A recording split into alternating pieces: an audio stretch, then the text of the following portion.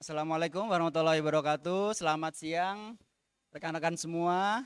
Apa kabar nih?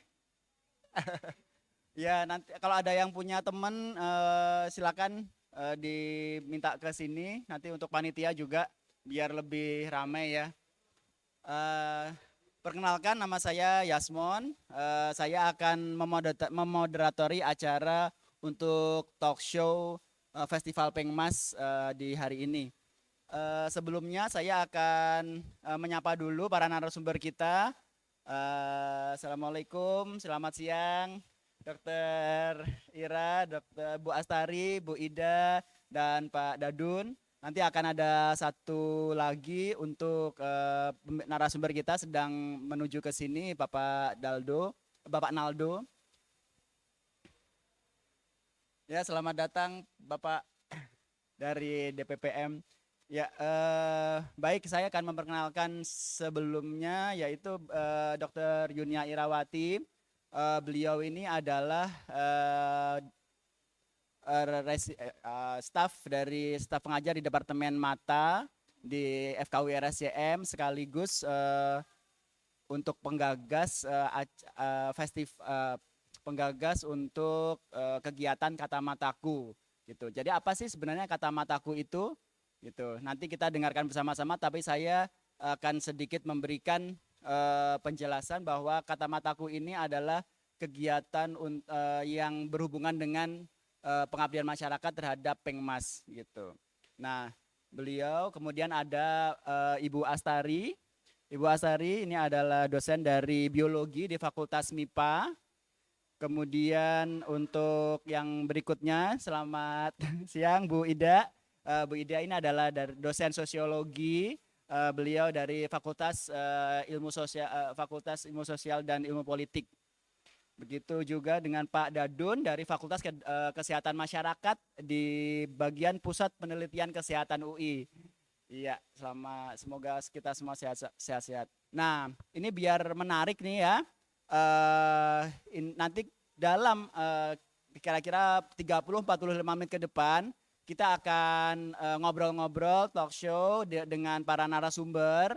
Terus kemudian nanti ada hadiahnya nih untuk para peserta yang aktif nih bertanya gitu. Dan ada hadiahnya ini nggak main-main ya. Nanti ada hadiah utama itu berupa emas murni gitu. Jadi silakan nih teman-temannya yang mau diajak untuk bergabung. Nanti kalau kursinya kurang nanti kita bisa tambahkan. Baik. Oke. Mohon maaf Bu Asari sama ya. Silakan nanti di sana ada ya Pak. Baik. Jadi Dokter Ira, nah ini apa kabar nih Dokter Ira nih? Ya, terima kasih. Selamat siang. Kabar baik selalu. Kabar Sehat. baik selalu ya, sehat ya Dokter Ira Terima ya. kasih. Baik.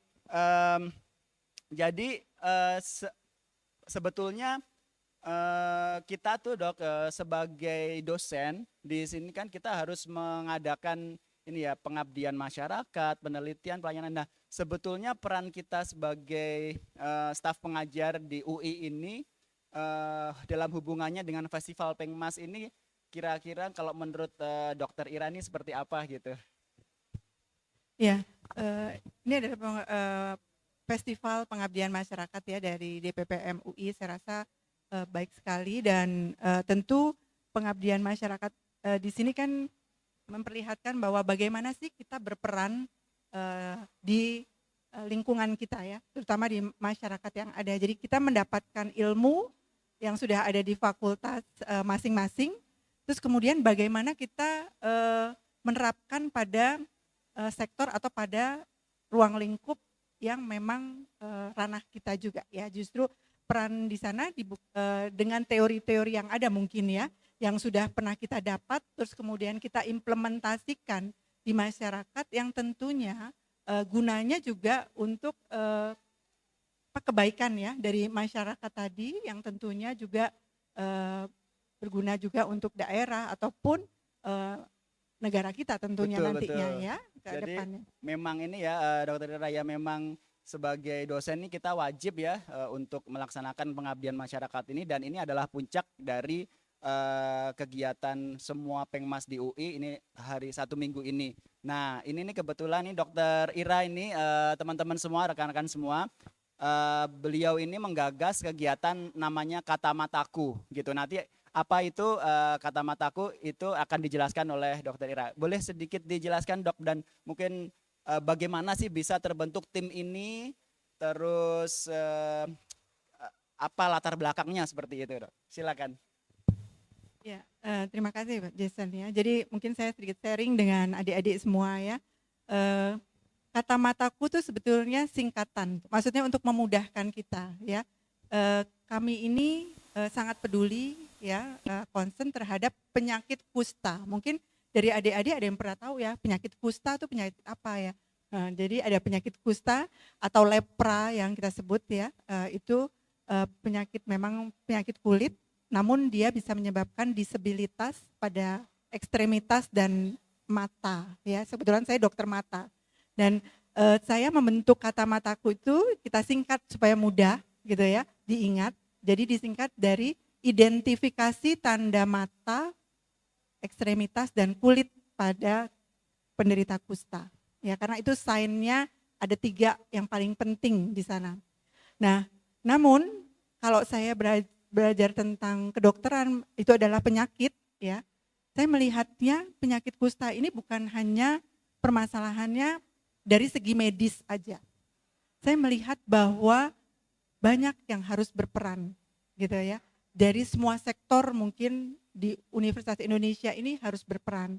Maka itu saya mengajak teman-teman dari fakultas lain, dengan kebetulan pada tahun 2019 saya mulai di 2018, namun ide saya tadi saya tuangkan untuk ke seluruh fakultas di 2019. Saya berkesempatan dipanggil Bapak Rektor, pada waktu itu Prof. Anis sebagai rektor kita, dan saya disuruh mempresentasikan di seluruh fakultas yang ada di UI. Jadi saya membangun 3 tematik dari Kata Mataku itu, yaitu tematik kesehatan di mana semua rumpun ilmu kesehatan ada di dalamnya dan berperan. Kemudian anti stigma, karena kita tahu kusta itu stigmanya masih sangat tinggi di masyarakat, terutama di daerah endemis. Kita masih ada 6 provinsi di Indonesia ini dan 130 lebih kabupaten yang masih endemis kusta. Artinya 1/10.000 penduduk masih ada di tempat itu. Nah, jadi kita bikin anti stigma, teman-teman kami dari FISIP, dari FKM, kemudian psikologi dan dari ilmu sosial yang lain itu juga bergabung di dalam anti stigma tadi. Yang ketiga yaitu agroekonomi, karena tadi pasien-pasien tadi setelah sembuh kadang-kadang dengan masih adanya stigma dia sulit untuk diterima di masyarakat. Maka itu kita mengajarkan bagaimana mereka harus mandiri dengan membangun wirausaha gitu. Jadi teman-teman dari fakultas lain ya seperti MIPA, ekonomi ataupun teknik itu juga bisa bergabung di dalam agroekonomi ini. Wah, menarik sekali, sudah lama ya, dari 2018. Nah, ini kalau kita berlanjut ke Bu Astari ya. Bu Astari, ini awal mulanya gimana? Apa disuruh Pak Dekannya Bu untuk gabung ke Kata Mataku? Tapi sebelum menjawab itu, saya mau tanya ke hadirin yang ada di sini. Ada yang belum tahu kusta atau ada yang sudah tahu kusta mungkin? Sudah tahu ya, udah pasti. Ada yang belum? Belum tahu kusta ya. Jadi kusta apa, itu suatu penyakit gitu ya. Belum tahu bahwa itu ada penyakit kusta. Belum pernah dengar ya. Bahkan enggak heran dari Mbak yang di sini, di kalangan kedokteran pun gitu. Kadang-kadang dokter umum pun juga sulit mengira-ngira bahwa ini kusta. Oke, jadi ternyata masih ada ya Bu Astari ya, masih yang belum mengerti atau belum mengenal kusta gitu. Nah, kira-kira dulu gimana bisa masuk ke Kata Mataku ini? Bisa bergabung dalam tim ini. Oke, baik, terima kasih Dokter Yasmon. Jadi memang seperti yang tadi disampaikan oleh Dokter Ira, inisiatornya nih Dokter Ira nih. Memang awalnya hanya fokus di kesehatan, tapi kemudian saat itu diinformasikan bahwa di UI ini Pengmas sudah banyak, tapi biasanya masing-masing gitu ya, sesuai dengan bidangnya. Maka akan sangat baik ketika kita multidisiplin, sama-sama turun ke lapangan. Nah, apa yang bisa kami berikan dari Departemen Biologi khususnya karena UI nggak ada pertanian ya dok ya. Jadi apa yang bisa kami bantu khususnya tadi concernnya adalah bagaimana penderita kusta ini bisa menjadi mandiri begitu ya. Betul. Penderita kustanya, keluarganya, rekan-rekan di lingkungan itu karena Kampung Sitanala ini memang terkenal sebagai kampung kusta. Jadi ya dari awalnya tuh ya dok ya penderita kusta semua kemudian sekarang sudah menjadi ada beberapa RT di sana. Oke. Nah sehingga memang karena ada ajakan tadi bahwa yuk kita kontribusi bareng gitu ya dengan bidang masing-masing sehingga kami dari Departemen Biologi khususnya ada teman-teman dari KBI Botani yang memang concern di tumbuhan Agrowisata, agro, betul. ya. Sehingga kita coba diskusikan oh kayaknya kita bisa aplikasikan hidroponik waktu itu yang menjadi Wow. fokus kita adalah hidroponik. Kenapa hidroponik? Karena biasanya kalau masyarakat sudah melihat hasilnya langsung tertarik oh ternyata bisa nih panen bisa jualan gitu sehingga mereka tertarik untuk ikut.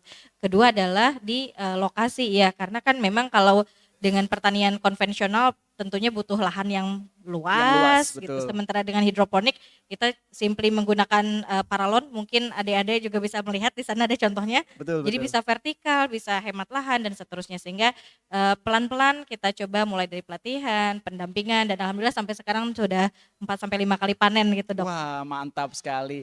Jadi peran Bu Astari untuk meningkatkan ekonomi dari kampung Sitanala ini juga sangat sangat tinggi. Nah, sebelum kita berlanjut, jadi rekan-rekan semua bahwa pilot boleh dibilang pilot project ya itu ada di kampung Sitanala untuk Kata Mataku ini gitu. Jadi Sitanala itu ada di daerah Banten ya, di Tangerang gitu.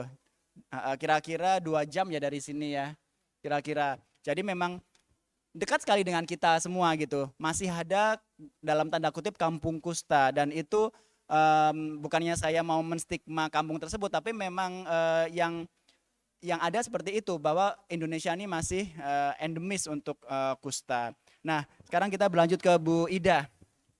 Nah, Bu Ida ini dari backgroundnya yang sosiologi nih, bagaimana sih menurut Bu Ida untuk melakukan kegiatan Pengmas seperti ini untuk kusta dipandang dari segi sosiologi? Ya, terima kasih Dr. Yasmon. Jadi ketika 2019 kebetulan saya ikut hadir di acara pertemuan yang dengan Bapak Rektor yang tadi disampaikan oleh Dr. Ira. Dan satu hal yang sebetulnya menurut saya perlu ya, dan ini teman-teman UI harus paham bagaimana kemudian posisi Rektor UI pada saat itu Prof. Anies ketika disampaikan bahwa kusta ini adalah salah satu penyakit yang tidak menjadi bagian dari 12 penyakit prioritas. Bukan prioritas. Nah, sementara Indonesia kan nomor 3 di dunia. Nah, oleh sebab itu kemudian UI memutuskan untuk berpihak kepada kusta. Meskipun bukan prioritas ya waktu itu. Iya, justru karena dia tidak dianggap prioritas, makanya kemudian ini dijadikan sebagai bagian dari keberpihakan UI terhadap kelompok-kelompok rentan, kan mereka sebetulnya adalah rentan apalagi terstigma. Nah, yang menjadi penting sebetulnya adalah bagaimana bekerja dalam upaya memberdayakan, memperkuat mereka-mereka yang distigma. Itu sebetulnya sesuatu hal yang tidak mudah. Kebetulan saya di Departemen Sosiologi dengan beberapa teman pernah bekerja untuk satu komunitas yang juga mengalami stigma, tapi tidak seberat stigma pada kusta. Karena membongkar masyarakat untuk tidak memberikan stigma atau label kepada kelompok tertentu itu bukan satu hal yang mudah, apalagi ketika kekhawatiran sebagian orang terhadap mereka yang terpapar kusta ini kan tertular, begitu. Betul. Nah, itu yang kemudian juga menjadi penting bagaimana menumbuhkan rasa percaya diri gitu ya kepada mereka. Bukan hanya, kalau di Sitanala itu sebetulnya kita berhadapan juga dengan generasi kedua ya, anak-anaknya mereka dan kemudian juga sudah ada cucu, tapi masih kecil-kecil ya, dibilang generasi ketiga begitu. Nah, generasi kedua ini yang sebetulnya kami masuk ke sana secara khusus ya, pada saat itu masih berupa kajian. Nah, jadi generasi kedua ini bagaimana kemudian mampu memutus rantai stigma yang ada, meskipun di satu sisi tidak bisa dipungkiri bahwa mereka menjadi bagian dari kampung kusta yang tadi disampaikan, dan juga menjadi penting kerentanan dari mereka-mereka yang tinggal di kampung kusta itu sebetulnya adalah juga karena mereka sebetulnya bukan di tanah sendiri, bukan rumah sendiri. Jadi saat ini sebetulnya mereka juga rentan dari segi apa namanya istilahnya, kepastian dari tempat tinggal. Oke. Nah, sehingga Sewa, ya. keberlanjutan dari program kita sebetulnya berhadapan dengan situasi seperti itu. Nah, apa namanya, Dokter Ira berusaha mungkin melakukan pendekatan dengan terutama Direktur Rumah Sakit Pemerintah Kota Tangerang. Oleh sebab itu memang kegiatan ini harus dilihat sebagai cross cutting isu. Nah, karena kan semua pihak harusnya ikut memberikan perhatian begitu. Jadi ada dari dimensi mediknya, ada dimensi non mediknya. Nah, kebetulan kami FISIP psikologi, Pak Dadun dari FKM, juga sebetulnya tergabung juga dari teman-teman FIB, kemudian juga VIA. Waktu itu sebetulnya kita semua punya tadi kepedulian dan kemudian juga mendukung keberpihakan UI, dan secara terus-menerus memang kemudian kami mencoba mendapatkan dana-dana yang ditawarkan oleh UI untuk bisa tetap bekerja begitu.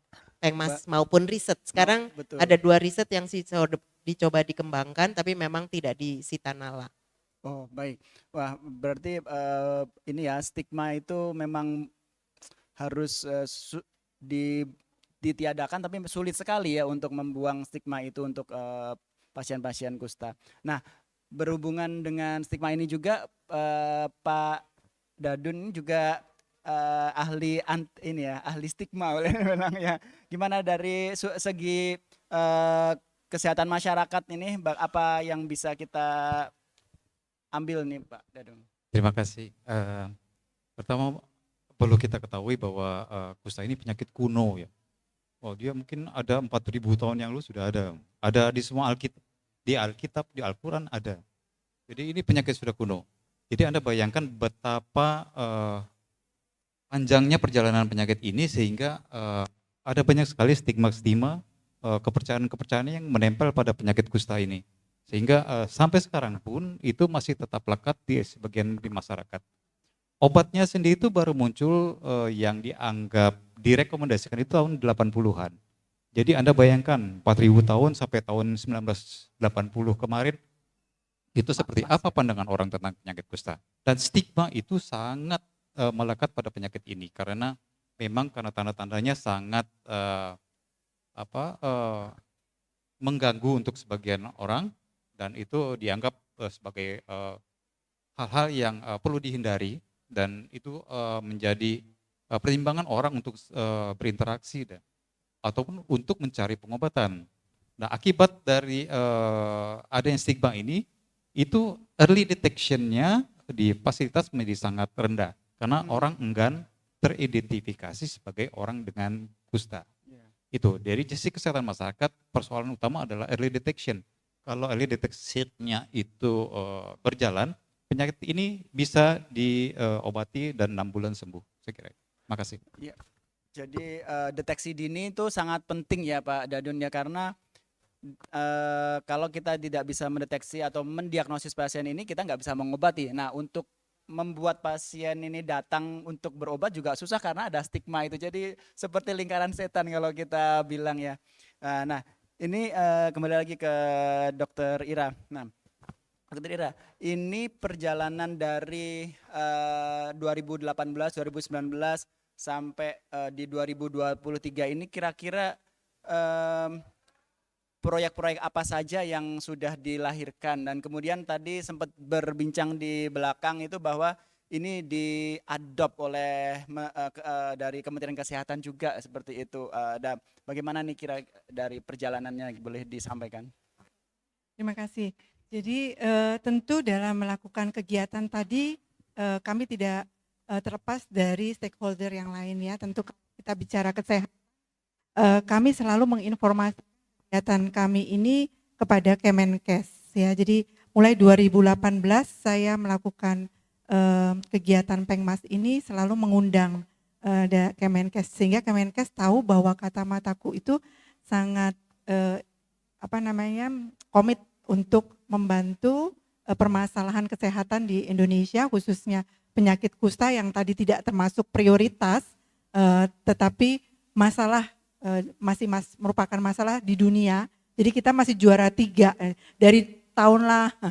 Tadi kalau Pak Dadun bilang udah ada 4.000 tahun yang lalu, berarti kan nomor 3-nya dari kapan nih? Juara 3 kalau yang bagus seneng ya, tapi kalau juara 3 sesuatu yang kurang, masa sih negara kita dengan orang-orang yang pinter sekarang ini nggak bisa juga memecahkan masalah kesehatan. Oleh karena itu kami dari Universitas Indonesia ini ingin berperan serta untuk ikut andil dalam rangka mengeliminasi penyakit kusta ini. Karena di 2030 target dari WHO itu kalau bisa eliminasi kusta di seluruh dunia ini.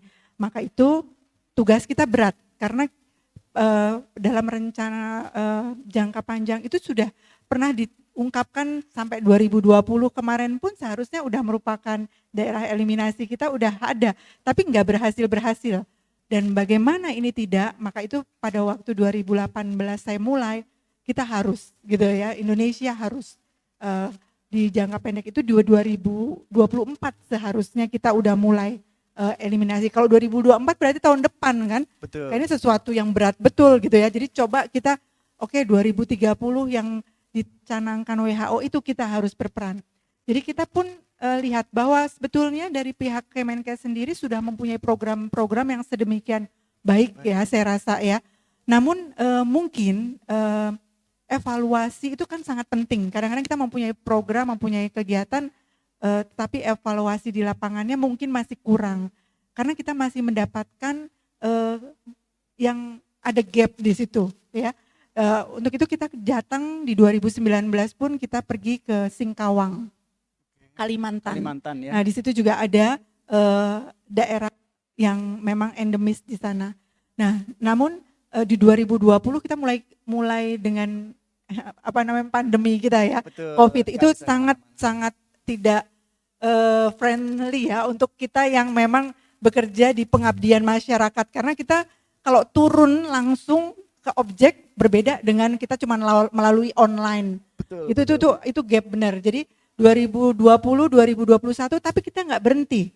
Kita melatih kader kesehatan, melatih tenaga medis bagaimana deteksi dini penyakit kusta dan bagaimana pencegahan disabilitas. Jadi kita latih tuh. Jadi di seluruh Indonesia kita ngadain tuh. Itu misalnya Indonesia ya kita undang tuh. Jadi kita bisa sampai kalau ngadain Zoom meeting, webinar bisa 1.000 orang tuh. Jadi cukup banyak. Juga bukan hanya tenaga medis tapi juga kader kesehatan ya. Dia orang awam tapi yang ingin ikut membantu. Jadi itu yang coba kita juga lakukan. Di 2022 awal kita udah nggak tahan nih ya. Ini nggak mungkin nih kita nggak turun gitu ya. Nih, karena makin kita nggak turun bukan berarti itu pasien-pasien sana bebas gitu ya. Malah justru karena mereka juga nggak dapat pengobatan kan dengan baik ya. Betul. Itu malah meningkat lagi gitu ya. Jadi 2022 kita datang lagi. Kita datang ke Likupang di Sulawesi, kita datang ke Lembata di NTT. Dan kemudian di 2023 ini di awal tahun kemarin ini di bulan Maret ya, Maret April kemarin kita datang ke Maluku. Di Maluku. Jadi Indonesia Timur 6 provinsi yang masih ada tuh Papua Barat, NTT, Maluku Utara ya, dan Gorontalo. Jadi di Sulawesi, Likupang pun dimasuk Sulawesi dan dia daerah endemis juga sebetulnya ya. Nah itu jadi kegiatan-kegiatan kami turun ke sana memperlihatkan bagaimana kerja kolaborasi kita. Jadi waktu kita turun idenya tadi kalau kita Tridharma perguruan tinggi bukan hanya Pengmas saja, di dalamnya ada riset dan pelayanan. Betul. Sehingga setiap kali kami turun lapangan kita udah harus siap apa yang mau kita lakukan. Jadi istilahnya kita membuat proposal untuk etik, untuk supaya nanti kalau data yang kita kemukakan bisa publish. Karena kalau enggak kita enggak bisa publish gitu. Kalau cuman idenya cuman Pengmas aja seperti bakso, saya rasa semua banyak yang melakukan. Tetapi bagaimana ketiga unsur Tridharma perguruan tinggi di UI ini bisa terterapkan. Jadi kita begitu mau turun itu kita udah siapkan proposalnya apa aja, dan setiap daerah kita melihat permasalahan-permasalahannya tentu akan berbeda. Dan itu yang menimbulkan pertambahan apalagi yang kita mau teliti dan apalagi yang kita mau kembangkan. Seperti kita sekarang di Maluku ini kita bekerja sama dan berkolaborasi dengan universitas setempat di Unpati, dengan Bu Ida dan teman-teman, Pak Dadun juga di sana dari FISIP dan sosiologi untuk membangun isu kelembagaan yang masih dinyatakan misalnya kurang. Kita ingin membentuk itu. Nanti mungkin Ibu Ida bisa banyak bercerita di situ ya. Ya, terima kasih. Baik, jadi perjalanannya sangat udah panjang dan itu penuh perjuangan pastinya ya, Dokter Ira ya. Nah, kembali lagi nih tadi disampaikan Ibu Ida. Nah, Ibu Ida ini bagaimana tadi isu kelembagaan ini menjadi suatu isu tersendiri dalam membentuk anti stigma atau apakah mungkin bisa sharingnya mungkin apa yang dia alami kemudian solusinya seperti apa? Silakan Ibu Ida. Iya, jadi memang kami mencoba mengembangkan kajian berkenaan dengan bagaimana mekanisme kelembagaan di tingkat komunitas dalam mendampingi, sebenarnya kita nyebutnya pendampingan terhadap komunitas yang terdampak kusta, seperti itu. Nah, karena apa? Sebagaimana tadi yang disampaikan oleh Pak Dadun, kalau memang bisa dilakukan deteksi sejak awal, itu sebetulnya akan mudah diatasi begitu. Nah, tapi kan persoalannya kita berhadapan dengan masyarakat yang kalaupun dia terpapar kusta belum tentu mau melaporkan diri atau memeriksakan diri. Karena apa? Karena ada stigma begitu.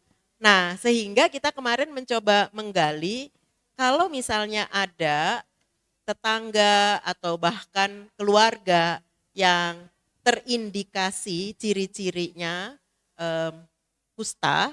Nah, apa yang sebetulnya bisa dicoba dilakukan? Nah, kemarin itu memang sebaiknya tidak bersifat terbuka pelaporannya. Nah, jadi misalnya kita identifikasinya infrastruktur paling rendah di kita itu kan RT RW ya. Nah, bagaimana kemudian RT bisa langsung melaporkan ke dinas Kesehatan. tenaga kesehatan yang terdekat misalnya seperti itu. Nah, itu aja butuh effort gitu ya. Karena kan Pak RT-nya bisa jadi kemarin andai Bapak Ibu menemukan gitu, ada yang bilang takut dan sebagainya begitu. Jadi ketika tadi Bu Dokter Ira menyampaikan 2024 target Indonesia, saya kira udah muskil lah ya, tapi 2030, nah tapi kemudian perlu ada sinergitas, kolaborasi, terutama di tingkat komunitas itu sendiri begitu. Karena tanpa ada kontrol juga dari komunitas, maka kita khawatir seperti yang tadi disampaikan di 6 provinsi ini akan terus-menerus terjadi begitu. Karena kalau kita lihat kemarin Pak Dadun ya, Bu Dokter Ira ya di Ambon, ada satu keluarga 8 orang yang semuanya kena sampai kemudian anaknya umur 3 tahun. Sampai begitu. Masih balita juga ini Iya, kena iya. juga ya. Karena mereka memang akhirnya tidak kemana-mana gitu, tidak sekolah juga, putus sekolah dan sebagainya. Nah ini kan kita memprihatinkan situasi yang seperti ini gitu. Nah tadi kita coba identifikasi, nah kemudian bagaimana sebetulnya juga istilahnya tadi menghapus ya stigma yang berkembang di masyarakat tersebut begitu. Karena ini bukan sesuatu hal yang mudah, bahkan yang menarik nih teman-teman semuanya, Bapak Ibu, karena istilahnya ya, peran atau kontribusi dari organisasi keagamaan juga lemah begitu. Bahkan juga stigma bisa datang dari mereka.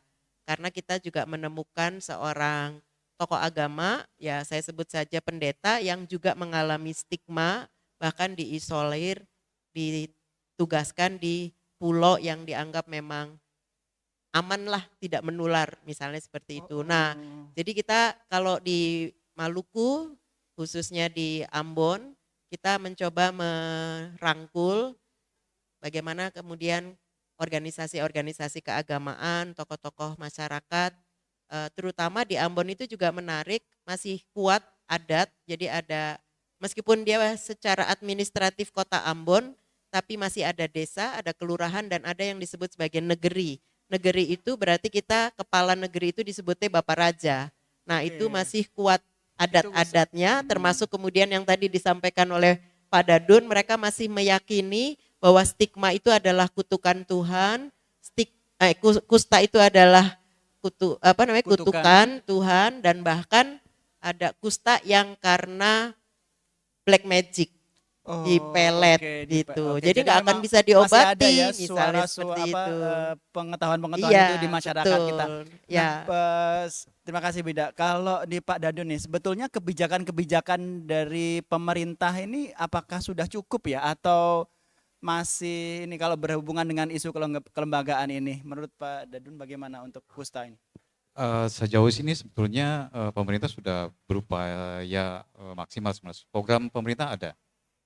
Kegiatan yang pentahelik terus didorong.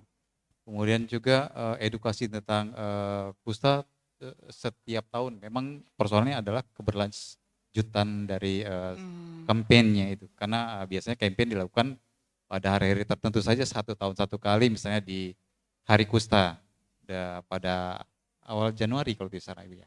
Nah, itu Oh gitu, jadi memang ada tetapi hari- program pemerintah ada, obat hanya ada di puskesmas dan itu gratis.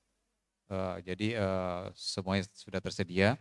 Tapi memang untuk beberapa tahun ke depan ini fokus mungkin akan mengarah ke 6 provinsi yang dianggap masih endemis endemis. di Indonesia Timur memang kebanyakannya. Oke. Segitu ya. Nah, Mungkin boleh saya ya menambahkan gimana ya. Bida? Nah, persoalannya adalah tadi kembali lagi di tingkat komunitas. Turun ke tingkat komunitasnya itu Oke. menjadi persoalan karena puskesmas itu kan adanya di kecamatan. Dan yang dipertanyakan oleh masyarakat ketika kami kemarin melakukan fokus group discussion itu adalah pemerintah terkesan tidur. Pemerintahnya kemana nih tidur gitu. Karena mereka sendiri kaget kalau Maluku itu adalah provinsi keempat. Yang gitu. endemis untuk Yang ini endemis ya. itu begitu. Nah, termasuk kemudian ada yang mempertanyakan tenaga kesehatan kok turunnya intensitasnya rendah sekali misalnya. Oke. Serasa tidak ada tenaga Oke. kesehatan sehingga memang sikap proaktif dari tenaga kesehatan dalam hal ini itu sebetulnya memang diharapkan oleh masyarakat. Masyarakat. Bahkan kemarin ada satu bapak yang menginformasikan karena dia marah sih sebetulnya. Iya. Dia mengusir tenaga kesehatan itu. Karena udah Ngapain kamu capek datang? Orang datangnya bulan lalu, sekarang baru datang lagi. Kalau kayak gini kapan sembuhnya? ya. Misalnya Oh, seperti jadi itu. sampai Atau ada kasus lain, ini kan juga kaitannya dengan pengetahuan masyarakat yang masih terbatas ya tentang proses pengobatan itu sendiri. Karena ada satu peserta FGD yang menyampaikan ketika dikasih obat terus malah muncul semua gitu. Nah, akibatnya terus kemudian nggak mau Jadi lagi nggak berobat berobat gitu. lagi, ya, baik. Nah, itu kan Jadi juga karena harus edukasi lagi yang ya, masih baik. terbatas. begitu. Baik Ibu Ida. Nah, Bu Astari, nah tadi saya sebetulnya tertarik nih mengenai tadi sampai ada keluarga yang sampai semuanya ada kustanya. Nah, itu berhubungan dengan ini agroekonomi ini. Bagaimana apa yang di tadi hidroponik seperti yang di Kampung Sitanala itu juga diaplikasikan juga di tempat lain gitu. Baik, terima kasih Dok. Nah untuk saat ini untuk agroekonomi kita masih di Sitanala. Jadi belum ikut jalan-jalan ke Ambon ya nih Dok. Memang sudah ada rencana ya, sudah ada diskusi apalagi Dokter Ira dan Stigma setiap hari Jumat nih kita rapat gitu ya. Mudah-mudahan mulai tahun depan kita Oke. bisa ikut. Tetapi yang menjadi fokus kami adalah karena memang tadi agroekonomi ini kan berusaha untuk meningkatkan kemandirian Betul. dari penderita kusta, dari keluarganya dan seterusnya.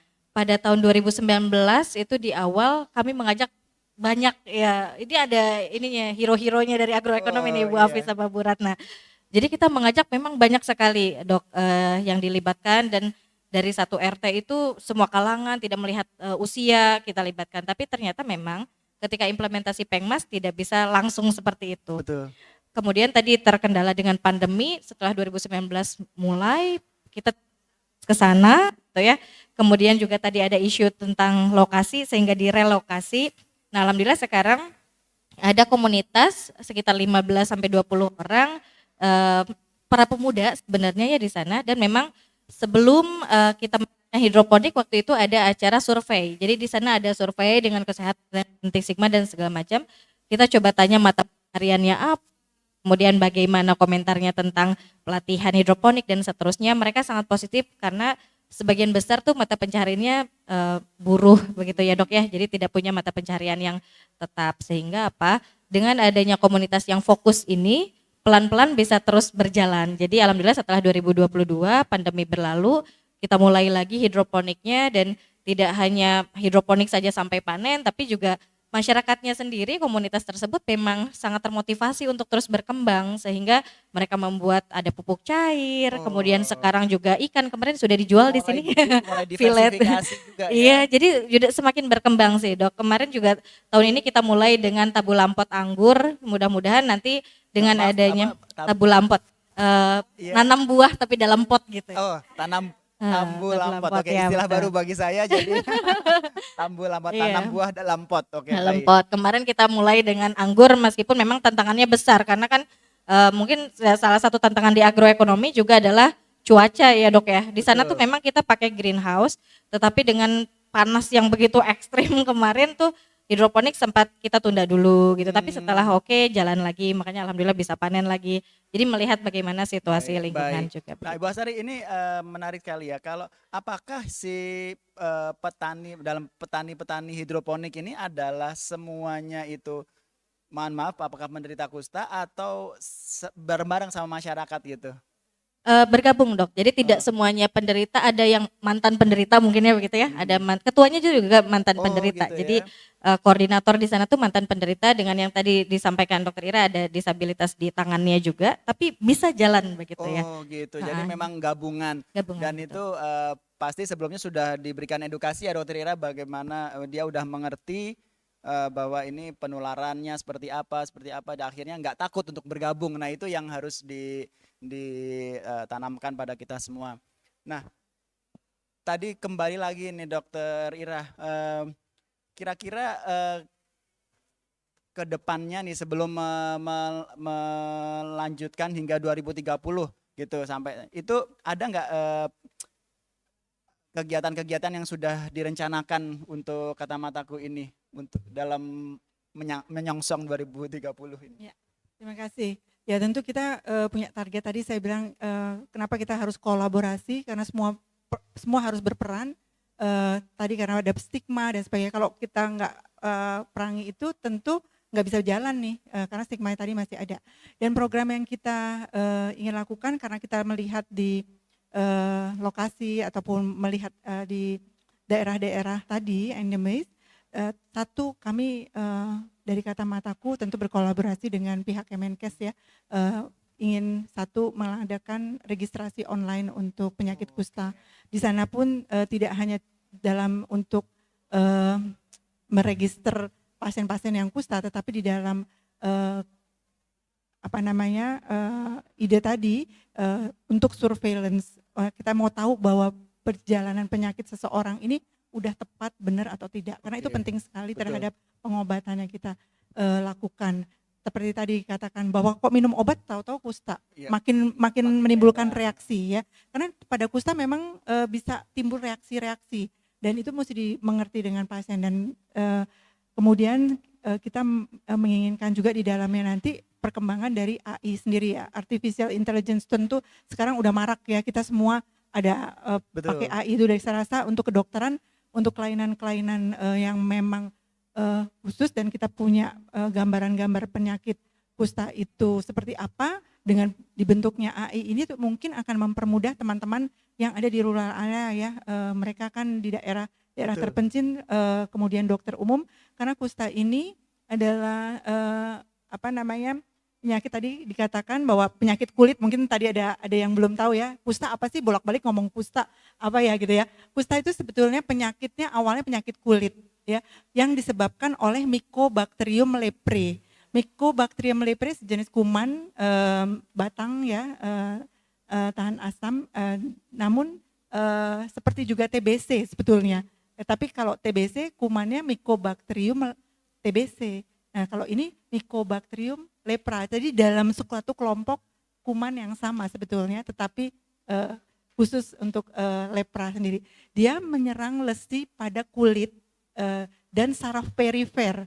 Oleh karena itu gejala atau tandanya adalah lesi di kulit bercak, bisa merah, kemerahan ya, seperti orang mungkin alergi gitu, kemerahan, atau seperti panu, pucat, putih ya. Jadi kalau ada bercak di kulit ya berwarna entah tadi hipopigmentasi putih atau kemerahan, tapi karena dia menyerang saraf perifer, berarti dia ada anestesi, jadi nggak berasa. Kalau kita punya sakit kulit misalnya maaf dermatitis atau panu, ya itu kan gatel ya. Nah pada kusta itu enggak, justru dia tidak berasa. Nah ini masalahnya, sehingga pasien itu tidak datang ke berobat karena dia nggak ngerasa apa-apa. Dia pikir ada bercak ini, tapi saya nggak ngerasa apa-apa. Sampai akhirnya dia anestesi kan, memegang sesuatu yang panas atau kakinya menginjak sesuatu luka. Baru dia tahu bahwa itu kok ada luka, tapi kok nggak berasa gitu. Nah itu dia juga menunda datang, padahal menunda datang berobat gitu ya. Betul. Nah sehingga tadi kelainannya makin lama makin berat. Padahal periode itu di mana kuman udah banyak di ya, dalam betul. badannya, yang sebetulnya infeksi, namanya penyakit infeksi tentu akan menular kan.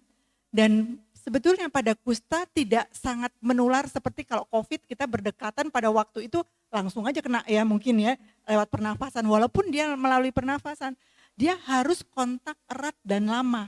Jadi kalau kita bersentuhan sekali begini dengan sistem imun kita yang baik tidak sedemikian rupa, tertular ya. sedemikian mudah tertular.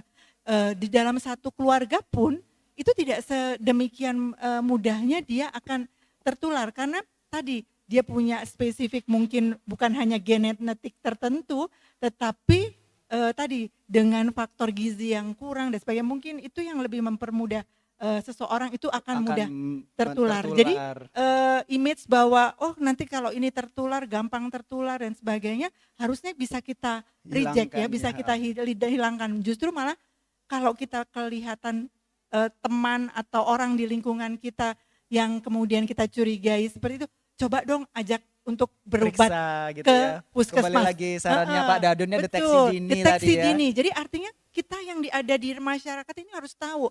Maka itu saya inginkan adalah dengungkan penyakit ini, jangan didiamkan. Kalau nggak pernah didengungkan tadi, mungkin dokter aja, dokter umum yang muda-muda nggak pernah dengar. Jadi akhirnya dia pikirannya kalau ada lesi di kulit, bercak tadi, penyakitnya yang sekarang autoimun misalnya, dia pikirnya ke sana gitu ya. Nggak penyakit kusta dulu, padahal deteksinya gampang, tinggal dikasih aja sensibilitas dengan ujung kapas ya atau ujung yang lembut, itu di lesi-lesinya kita cek. Kebas Nah, atau itu tidak, kemudian tentu gitu. untuk mendeteksi bahwa ini benar atau tidak, kita kerokkan kulitnya tadi, Untuk kita biarkan diperiksakan. untuk dilihat di mikroskop apakah ada Mycobacterium leprae pada Atau itunya. tidak. Dan Baik. obatnya sebetulnya sudah disediakan oleh pemerintah secara gratis yang ada di puskesmas tadi. dan didapatkan secara gratis. Nah itu sehingga seharusnya mudah. Namun itu tadi gejala mungkin tadi datang terlambat, orang lain sekitarnya begitu tahu karena ada stigma, dia menghindar. Dan itu kalau kita di daerah-daerah endemis itu masih ada. Tadi sampai misalnya satu keluarga akhirnya dia nggak berobat karena takut dengan masyarakat atau tetangganya ketahuan, dia umpetin yang sakit pertama kali, yang ketahuan sakit itu diumpetin. Malah ketularan jatuhnya. Malah dia nularin semuanya. Sampai akhirnya pada waktu itu ditemukan sama pendeta di salah satu di lingkungannya, dibawalah itu anak yang sakit, kemudian diobati sampai sembuh. Sehingga seluruh keluarganya saat ini sudah sembuh dan diobati sampai sembuh. Nah itu yang harusnya kita kepedulian. Makin kita buang, seseorang itu makin nggak diobati dan makin menularkan ke orang lain. Maka itu awareness di sini yang kita inginkan, dengungkan, Dan orang tahu, semua orang dan betul. Dan kita seperti sekolah-sekolah SD pun kita ajarkan bagaimana yang pengetahuan yang benar tentang kusta, sehingga mereka tahu dulu. Karena kalau dia mendapatkan dari orang tuanya yang kemudian orang tuanya mempunyai stigma, tentu dia akan punya image yang kurang baik juga. Betul, ya. Justru anak-anak itu adalah ujung tombak kita juga. Harus diberitahu yang benar ya Betul. Dokter Ira Nah, ya. jadi itu kita bergerak di situ sampai sekarang istilahnya tadi secara registrasi tadi yang kita inginkan, stigma juga harus kita bangun. Jadi kita public announcement itu harus, media publik harus kita galakan gitu ya bersama-sama supaya orang tahu mana yang Baik. benar tentang kusta. Dan isu genomik kita Oh ya mulai itu ya ke ini depannya sekarang karena ya. ternyata salah satu obat yang digunakan untuk kusta tadi, Dapson, itu adalah first choice untuk Mhm. penyakit kusta. Kita lihat di daerah-daerah timur ternyata ada orang-orang yang sensitif terhadap Jadi Dapson, oke. sehingga mereka alergi, menimbulkan reaksi, Akhirnya akhirnya malah dia nggak jadi berobat. berobat lagi. Jadi kita melakukan penelitian juga tentang genetik untuk nanti memperlihatkan bahwa kalau udah ada sensitivitas terhadap Dapson, ada gen tertentu di orang ini, jangan kita kasih Jangan Dapson dong, jadi kita yang harus lainnya, kasih yang lainnya agar agar orang itu sembuh, dan obat itu sebaiknya juga di cover oleh pemerintah. Betul, Karena kalau betul. nggak di cover kan Ya cukup sama mahal. saja ya dan Heeh, mahal gitu. dan dia nggak berobat juga. Nah Dan itu akhirnya adalah kembali lagi lingkaran setannya betul. ada. Baik, terima kasih Heeh. Dokter Ira. Ya, terima Nah, kasih. Oh iya, Pak Naldo sudah, silakan.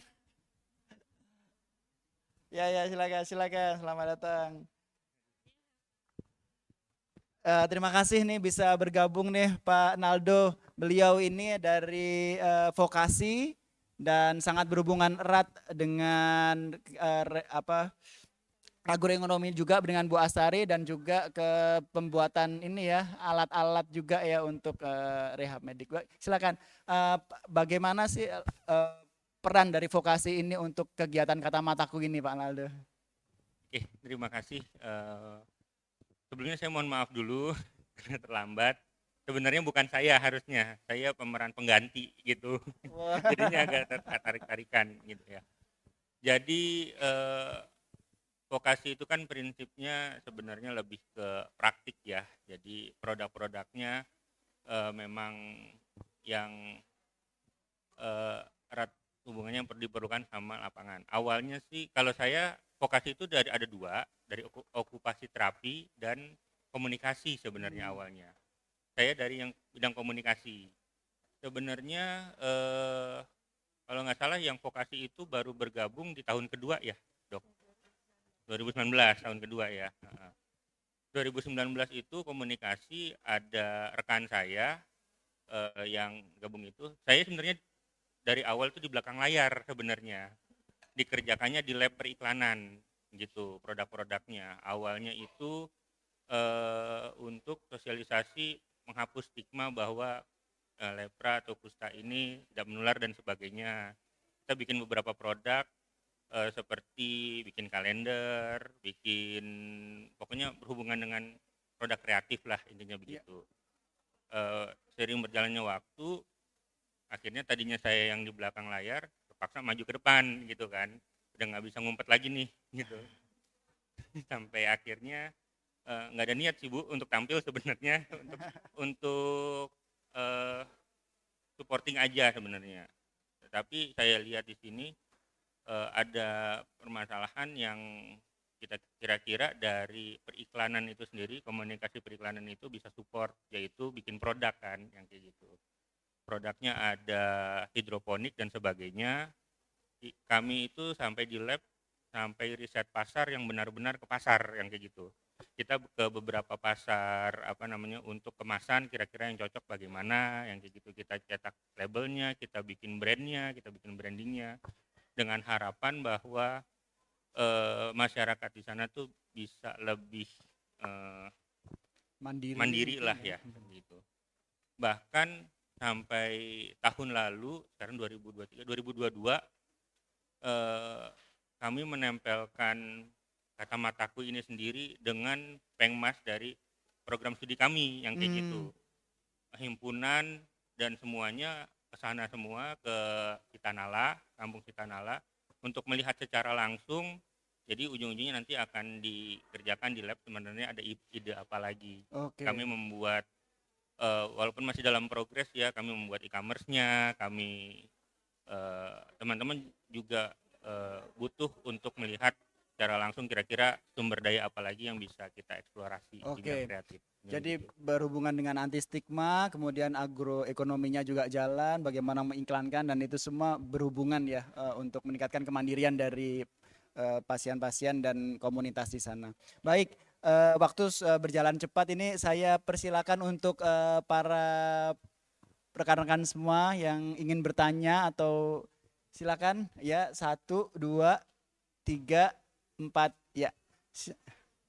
Oh, saya nggak lihat. Oke, silakan. Ya. Selamat siang Bapak Ibu narasumber dan teman-teman. Perkenalkan nama saya Tasya dari VIA. Izin bertanya tentang penyakit kusta. Apakah penyakit kusta pada umumnya dapat menular ke orang lain atau penyakit tersebut adalah penyakit bukan menular? Dan jika menular, bagaimana cara kita berinteraksi dengan orang yang menderita penyakit kusta jika orang tersebut adalah keluarga terdekat seperti ibu, ayah, adik, atau saudara kita sendiri yang sering kita temui setiap harinya? Terima kasih Bapak Ibu dan teman-teman. Tasya ya dari VIA ya. Terima kasih. Ya, kita silakan nih dokter. Terima Dokter Ira, kasih, silakan. terima kasih Jason, terima kasih Tasya ya pertanyaannya ya. Tentu tadi banyak yang belum tahu juga ya mengenai kusta. Jadi kalau kusta itu memang penyakit infeksi. Jadi kalau kita tahu penyakit infeksi, dia pasti menular ya. Tapi seperti tadi saya katakan, sebetulnya penyakit menular pada kusta ini tidak mudah kalau baru berdekatan sekali terus kemudian tertular gitu ya. Dan dia memang melalui inhalasi sebetulnya, walaupun tadi kumannya kan ada di kulit atau di saraf perifer kita ya. Jadi bisa terhirup oleh udara kita juga ya. Namun kalau kita mempunyai daya tahan tubuh yang baik, imunitas yang baik atau genetik tertentu, memang tidak akan tertular dengan mudah juga.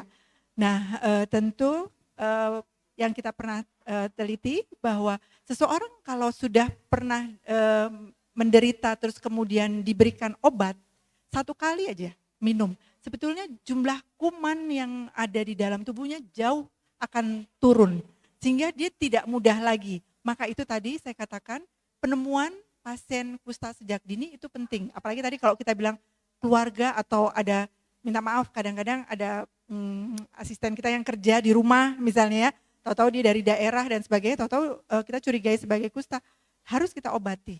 Karena dengan kita obati, itu akan menekan infeksinya. Walaupun pengobatan dari kusta sendiri memakan waktu yang cukup lama ya, seperti halnya kalau kita tahu kuman TBC itu juga memakan waktu mungkin 6 bulan atau bisa 1 tahun ya. Begitu juga kusta, 9 bulan sampai dengan 1 tahun ya. Untuk pengobatan tadi, artinya setiap hari dia harus minum obat ya, tetapi obat tadi ada yang diminum jangka waktunya tertentu. Dan kalau ada penelitian juga yang dilakukan adalah memberikan obat pada nara kontak. Jadi orang yang tinggal serumah atau yang dekat dengan penderita itu diberikan obat proteksi, dan obat proteksi itu rifampicin memang ya. Jadi itu obat yang diberikan misalnya kita kalau ada keluarga yang terkena tentu harus dibuktikan bahwa itu memang kusta atau bukan. Kalau dia kusta, kita lihat orang di keluarganya. Biasanya kita lihat 25 orang minimal, itu ada program dari Kemenkes, 25 orang di sekitarnya dia itu harus kita temukan apakah mereka juga sudah tertular atau tidak. Jadi kita periksa dari gejala klinisnya. Tadi kalau ada bercak tadi anestesi atau tidak. Kalau memang anestesi tidak berasa, bercak tadi kemudian diambil kerokannya, dilihat di bawah mikroskop ada enggak kumannya. Kalau memang dia tidak ada, katakanlah seseorang ini tidak ada tapi dia serumah dengan orang yang penderita kusta, itu bisa diberikan obat profilaksis yang kita sebut obat kepada nara kontak tadi, itu cuma 1 kali minum aja. Jadi enggak perlu dia minum tiap hari dan sebagainya. Orang nara kontak itu dinyatakan kalau 1 kali minum obat tadi udah memprotek dirinya dia sendiri. Karena orang yang tadi yang sakit kusta di rumahnya pun sudah diberikan obat juga. sehingga dia menurunkan infeksinya tadi. Betul. Nah begitu. Nah, jadi memang menular ya Tasya ya, tapi seperti disampaikan, tapi kita juga dengan imunitas yang kuat semuanya bisa mengurangi itu. Ya, untuk penanya kedua silakan. Boleh maju. Oke, Assalamualaikum warahmatullahi wabarakatuh. Selamat siang. Sebelumnya terima kasih dan juga keren banget Bapak Ibu dosen yang udah melakukan Pengmas ya.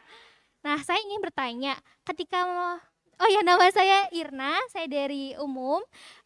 Saya ingin bertanya sih, ini kan kusta ini kan tidak ada stigma ya dari masyarakat. Tetapi dari mereka sendiri, ada nggak sih stigma juga buat Bapak Ibu seperti halnya insecure, takut, sungkan, sehingga itu juga menjadi hambatan gitu buat Bapak Ibu melakukan pemberdayaan masyarakat buat mereka. Karena kan yang sulit itu terkadang mengubah paradigma ya, merubah stigma masyarakat yang ingin kita berdayakan. Kadang kan yang susah di situ. Kalaupun ada hambatannya, gimana cara Bapak Ibu menyelesaikannya? Terus itu pertanyaan yang pertama. Pertanyaan yang kedua, tadi kan dibahas salah satu pemberdayaan ekonominya itu melalui hidroponik ya. Nah, saya ingin bertanya, apa yang mendasari hal tersebut? Barangkali memang ada basic masyarakatnya yang itu mendukung untuk melakukan pemberdayaan hidroponik buat mereka, sehingga tadi sempat disampaikan bahkan bisa panen sudah 6 kali. Berarti kan menandakan bahwasanya berhasil ya Bapak Ibu, maju begitu pemberdayaan ekonominya. Nah, bagaimana ya pemilihan yang cocok gitu buat mereka, sehingga ini merupakan salah satu pemberdayaan ekonomi yang bisa mereka lakukan gitu, dan itu berhasil maju. Itu aja sih. Makasih sebelumnya. Terima kasih Irna. Ini ada 2 pertanyaan untuk hambatan pemberdayaan dan bagaimana solusinya. Kira-kira siapa? Daldun? Ya, silakan. Terima kasih, pertanyaannya menarik. Memang stigma itu bisa terjadi karena satu experience stigma ya, karena mengalami langsung secara verbal ataupun action ya, atau dia self stigma. Jadi walaupun orang lain tidak ada yang menstigma, dia merasa karena dia punya persip bahwa orang akan memperlakukan dirinya akan terstigma, dia akan mengalami namanya self stigma sebenarnya. Dia menstigma dirinya sendiri bahwa kalau saya dengan penyakit ini maka orang akan menjauhi saya, menghindari saya gitu. Jadi memang hambatan untuk mengatasi stigma ini cukup besar. Yang pertama adalah persoalan knowledge ya, persoalan edukasi kepada mereka, bahkan juga ke masyarakat bahwa informasi kusta yang benar itu harus disampaikan, termasuk cara pengobatannya. Kemudian adalah keterlibatan masyarakat untuk mengidentifikasi atau berkomunikasi dengan orang yang yang pernah atau sedang mengalami kusta. Kita menyebutnya untuk orang bukan penderita kusta, tapi OYPMK, orang yang pernah atau sedang mengalami kusta. Nah, biasanya yang pengalaman kami lakukan sebenarnya seperti yang kita lakukan di Sitanala. Jadi sebetulnya bentuknya itu adalah kayak community based rehabilitation ya. Jadi melibatkan masyarakat dalam seluruh proses untuk menghilangkan stigma itu. Pertama adalah men-treat penyakitnya, atau kemudian adalah mengedukasi, kemudian membantu livelihood. Jadi seperti tadi memberikan upaya agar dia bisa mendapatkan income, ataupun itu akan mendorong kemandirian ya dari orang yang pernah atau sedang mengalami kusta ini, untuk tentunya dengan peningkatan pengetahuan dan keterlibatan mereka di setiap kegiatan dan masyarakat, itu kemandirian akan muncul. Jadi stigmanya akan berkurang. Ya, itu yang kami pernah lakukan. Baik, terima kasih Pak Dadun. Bu Ida, mungkin ada tambahan yang dirasakan saat pemberdayaan hambatan itu, kalau dari segi sosiologi bagaimana? Apa ada gitu ya? Ya. Saya kira tadi udah disampaikan sih sebetulnya sama Pak Dadun. Jadi bagaimana usaha untuk bisa, tadi kan pertanyaannya juga kaitannya merubah paradigma tadi ya, merubah mindset. Nah, memang tidak mudah kalau dari diri mereka atau keluarga ya, apalagi kalau misalnya di Sitanala itu kampung gitu ya, 1 RT, 2 RT Kenal gitu semua ya satu orang. Iya, iya. Nah, karena kalau misalnya di Ambon itu sebetulnya relatif tersebar gitu. Jadi misalnya kalau kita ngomong satu kelurahan, tidak ada misalnya enclave gitu ya di satu wilayah tertentu. Meskipun ada satu ini, tapi mereka sebetulnya relatif tidak seperti di Sitanala, karena kan memang latar belakang sejarah kampung tersebut juga berbeda begitu ya. Nah, tapi yang ingin saya sampaikan adalah perlu ada upaya-upaya masif kaitannya dengan tadi bagaimana kita bisa memberikan edukasi ya seluas-luasnya begitu. Karena tadi saya mungkin nyambung juga dengan pertanyaan yang tadi dikaitkan dengan pilihan produk ya, Iya. komoditi. Itu juga sangat menentukan karena kalau kita bicara tentang hidroponik itu kan nanti sebelum diolah dimasak dulu.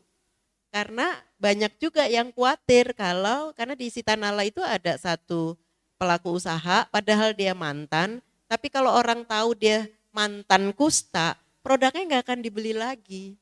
Itu juga yang jadi isu. Jadi rantai ekonomi ini sebetulnya juga tadi berpusat juga pada stigma gitu. Kalaupun juga hanya satu orang, tapi satu keluarga juga sudah di Terkena stigma juga. begitu. Itu yang juga jadi tantangan bagaimana memberdayakan mereka baik secara ekonomi maupun secara sosial. Baik, terima kasih Wida. Nah, ini Bu Astari sama Pak Naldo ini apakah bagaimana nih kiat memilih produk community ini selain tadi yang sampaikan? Mungkin sedikit kaitannya dengan pertanyaan nomor 1 dulu ya, Baik, Dok ya. iya silakan Bu Tadi Astari. gimana ketika kita ke sana kemudian respon masyarakat begitu ya, itu tidak langsung diterima deh. Jadi seperti yang barusan Bu Ida sampaikan, yang pengmas ke sana itu sebenarnya sudah banyak sebelum-sebelumnya. Tapi sebagian besar karena memberikan sesuatu setelah itu ditinggal. Nah, itu juga menjadi salah satu trauma tersendiri bagi komunitas di sana. Ini mau ngapain lagi nih, mau ngasih apa terus ditinggal gitu. Sehingga apa yang kita lakukan mulai dari 2019 pelatihan awal, kemudian survei, kemudian kita sempat vakum karena pandemi. Setelah itu rutin pendampingan, mau sekarang kan bisa via WhatsApp, via segala macam. Pun ketika panen kita datang ke sana, bukan untuk ikut makan hidroponiknya, tetapi coba bantu marketingnya. Makanya tadi teman-teman dari tim vokasi sampai membuat kita namanya Levares Farm. Levares artinya bangkit. Jadi supaya komunitas di sana memang lebih maju lagi gitu ya dari kondisi sebelumnya. Mungkin ya stigmanya. Jadi dengan tadi continue di sana pendampingan sehingga masyarakat lebih bisa menerima gitu. Kemudian tadi apa alasan hidroponik? Ya betul bahwa salah satunya adalah produknya tuh seperti apa, bagaimana bisa diterima masyarakat luas. Kedua adalah hidroponik kan relatif cepat sebenarnya panennya ya. Dan rata-rata orang, wah iya bener ini udah bisa panen, sehingga tergerak untuk terus melanjutkan gitu ya. Dan yang ketiga tadi terkait dengan lahan, karena memang lahan yang di sana adalah lahan Kemenkes. Sehingga tidak ada lahan yang luas bisa ditanami seperti konvensional pertanian lainnya, sehingga dengan hidroponik kita bisa buat secara vertikal, lebih hemat lahan, tapi juga produk yang dihasilkan lebih banyak begitu. Semoga terjawab. Terima kasih, Dok. Iya. Ada Pak Naldo mau menambahkan? Menambahkan sedikit aja. Kalau kekhawatiran terus terang ada gitu ya, kan manusiawi juga. Makanya saya milihnya di belakang layar aja deh gitu awalnya gitu kan. Tetapi ketika saya datang sendiri ke sana dan melihat langsung, tidak menakutkan yang dibayangkan sama saya yang kayak gitu kan. Sehingga saya pun berani untuk mengajak teman-teman mahasiswa, yuk kita ke sana semua yang kayak gitu. Terus terang untuk menggerakkan teman-teman mahasiswa di prodi saya itu butuh effort juga. Ada yang orang tuanya nanya benar yang kayak gitu, yang aman dan sebagainya dalam tanda kutip. Tetapi ketika di sana semangatnya pun bangkit yang kayak gitu loh. Karena memang awalnya memang agak dingin gitu, maksudnya respon dari masyarakat sana. Tetapi ketika kita datang dengan tulus niatnya memang ingin ya kita nggak ada maksud apa-apa ya, memang maksud kita kami baik yang kayak gitu. Sampai saya melihat ada emosional dan agak terharu juga gitu. Kami memanggil awalnya kan ingin memberikan edukasi tentang waktu itu Levares Farm udah ada produknya dan sebagainya. Cuman kita ingin support supaya anak-anak mudanya yang di sana supaya bisa mengelola itu sendiri yang kayak gitu. Kami menunggu agak lama juga 2 jam, tetapi ketika kami ajarkan satu, akhirnya jadi rame di sana. Kami ajarin cara mengelola sosial media seperti apa. Walaupun bukan untuk Levares Farm, mungkin mereka punya karya masing-masing, silahkan yang kayak gitu untuk menggali potensinya yang kayak gitu. Nah di situ pada tahun lalu ya cukup memberikan kesan juga sih bagi kami begitu Iya. intinya. Terima kasih Mas Naldo. Baik, semoga menjawab ya Mbak Irna ya. Oke. Baik, untuk penanya ketiga, ya silakan. Em, Selamat siang, terima Selamat siang. kasih. Saya Kevin dari PPDS Akupuntur Medik. Selamat siang kepada para narasumber, dokter, Bapak dan Ibu. Terima kasih atas penjelasannya yang sangat menarik. Sebelumnya mungkin saya ingin bercerita sedikit. Dulu saya juga pernah ke Rumah Sakit Sitanala ketika tahun 2017 atau 2018. Nah, di sana saya benar-benar melihat mungkin dari stigma-stigma itu benar ada. Tapi dari Rumah Sakit Sitanala sendiri kan juga memperkejakan dari lingkungan itu yang tadinya mantan penderita kusta dengan deformitas itu dijadikan pekerja untuk melakukan mungkin seperti pengambilan sampel ataupun pembuatan prostetik ya di sana. Nah, yang ingin saya tanyakan kebetulan di sini ada para pakarnya mengenai stigma kembali. Apa yang sekiranya kita bisa edukasi mungkin untuk pasien sendiri ataupun keluarganya maupun masyarakat luas yang belum aware dan masih sangat tinggi stigmanya terhadap para penderita kusta tersebut, dan dari segi kita sebagai masyarakat umum ataupun mungkin dari kita sebagai dokter kita bisa membantu dalam hal apa untuk menurunkan stigmanya. Dan satu lagi, apabila mungkin teman-teman di sini ada yang tertarik untuk turut terjun dalam pengmas atau acara-acara dalam mendukung program Kusta ini, sekiranya bisa bergabung di mana atau bagaimana caranya? Terima kasih. Oke, terima kasih Dr. Kevin. Kita langsung saja ya sama pertanyaan selanjutnya. Silakan.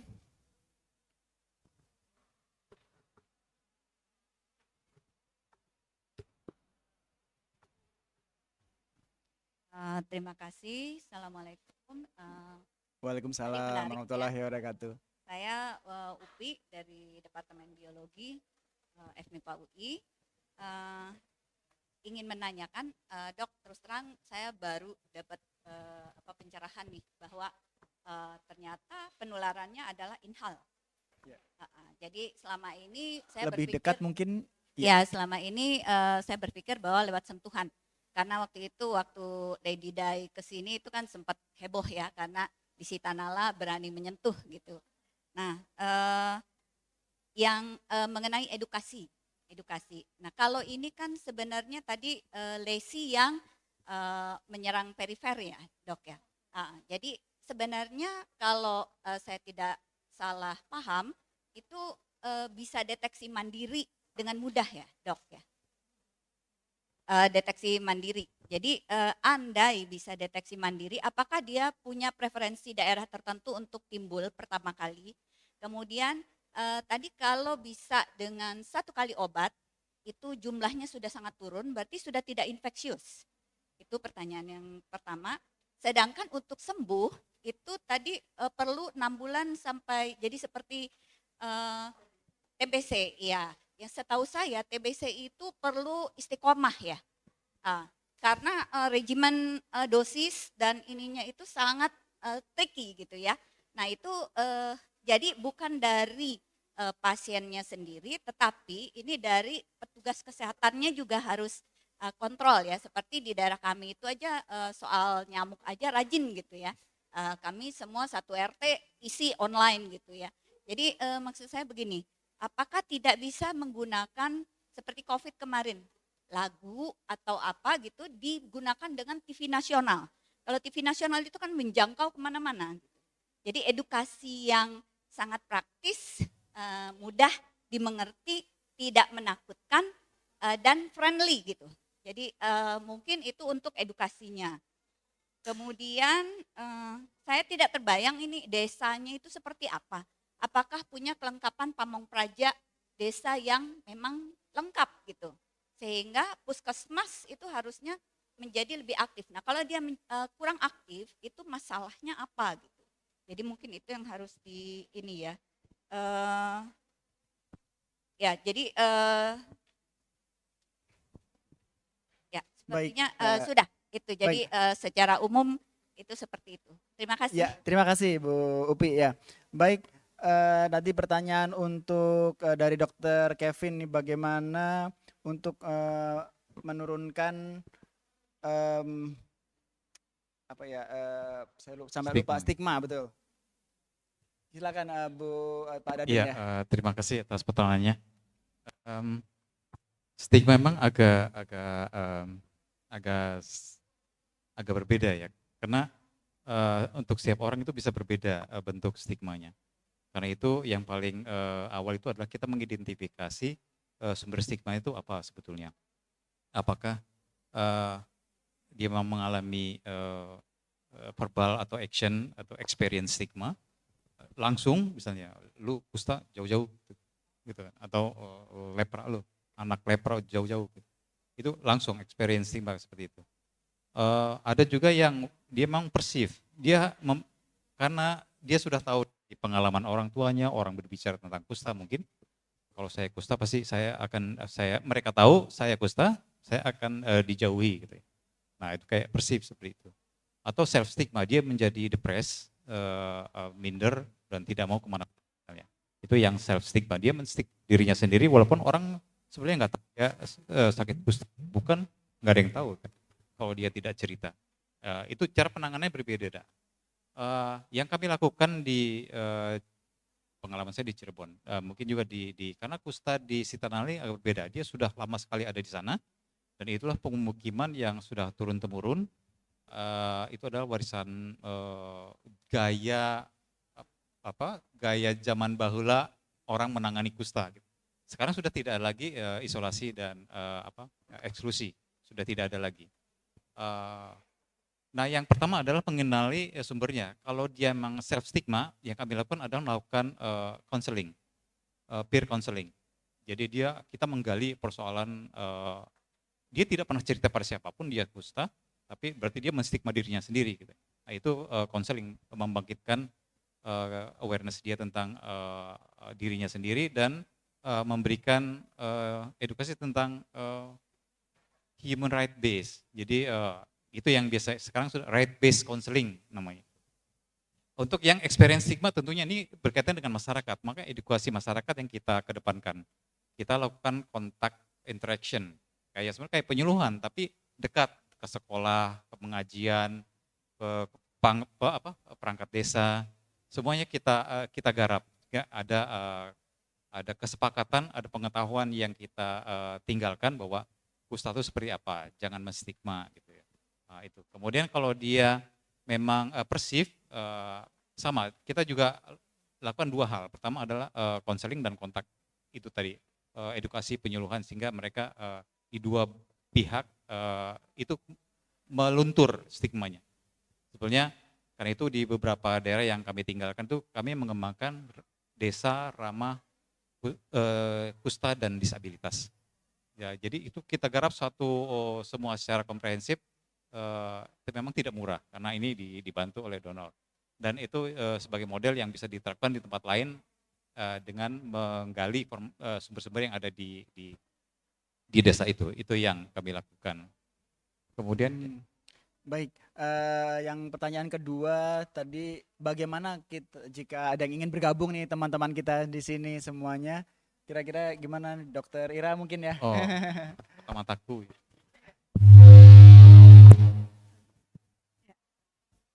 Ya, terima kasih ya. Tentu kami senang sekali ya, karena kami memang butuh banyak orang untuk bersama-sama gitu. Kami menginfluence ya, ingin kita bersama-sama bahu-membahu untuk siapa? Untuk negara kita gitu ya. Kan isu nomor 3 itu berat sekali kalau kita nggak tanggulangi bersama-sama ya. Jadi kami Kata Mataku sendiri punya web ya, terus kemudian punya IG, kalau orang anak sekarang kan IG ya. Dan di situ bisa tanyakan Anda ingin bergabungnya bagaimana, ingin berperan kemana. Karena memang selama ini kami ini kan berangkat dari beberapa fakultas yang ada di Universitas Indonesia.